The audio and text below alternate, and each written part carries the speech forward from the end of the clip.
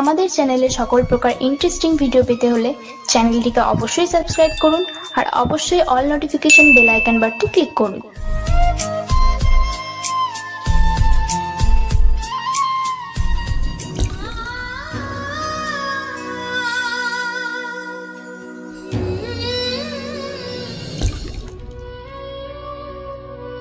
এক সময়কার সমাজে মেয়েদের জন্ম মানেই ছিল বোঝা। তাদের স্বপ্নের কোনো দাম ছিল না, ছিল না কোনো স্বাধীনতা। ছোট্ট কন্যা শিশুর ভবিষ্যৎ লেখা থাকতো বাল্যবিবাহ আর পণপ্রথার অন্ধকার খাঁচায়।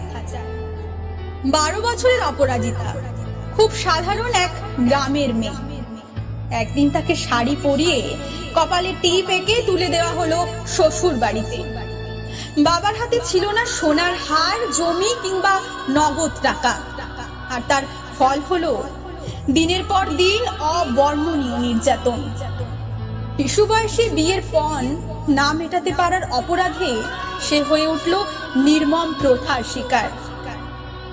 কিন্তু অন্ধকারের আগুনেই জেগে উঠল জেদ। অপরাজিতা ঠিক করলো সে ভাঙবে না, সে হারবে না।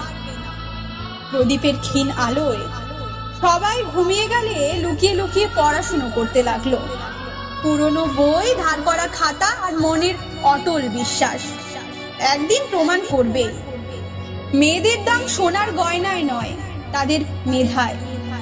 বছরের পর বছর লড়াইয়ের পর আজ অপরাজিতা আর নিপীড়িত এক বালিকা নয়, আজ সে শিক্ষক।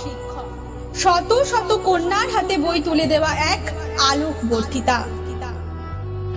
পণের আগুনে পুড়ে যাওয়া ছাই থেকে আজ সে দাঁড়িয়ে আছে নতুন আলো হয়ে। অপরাজিতা বলছে, আমি পণের অভিশাপে ভাঙিনি, আমি সেই মেয়ে যে পণের ছাই থেকে আবার জন্ম নিয়েছি। এ লড়াই শুধু এক অপরাজিতার নয়, প্রতিটি মেয়ের জীবন যদি আমরা এইভাবে বাঁচাতে চাই তবে পণপ্রথা আর বাল্যবিবাহকে শেষ করতেই হবে।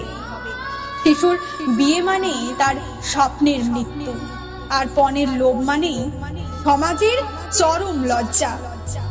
চলুন আজ আমরা প্রতিজ্ঞা করি, মেয়েদের স্বপ্ন আমরা কেড়ে নেব না, তাদের মানুষ নয় সম্পদ হিসেবেও দেখব না। কারণ আগামী দিনের সমাজ টিকবে না গয়নার ঝলকানিতে, টিকবে মেয়েদের শিক্ষা, মেধা আর সাহসে। আর কোনো মেয়েকে যেন পণের ছাই থেকে নতুন করে জন্ম নিতে না হয়, এ দায়িত্ব আমাদের সবার।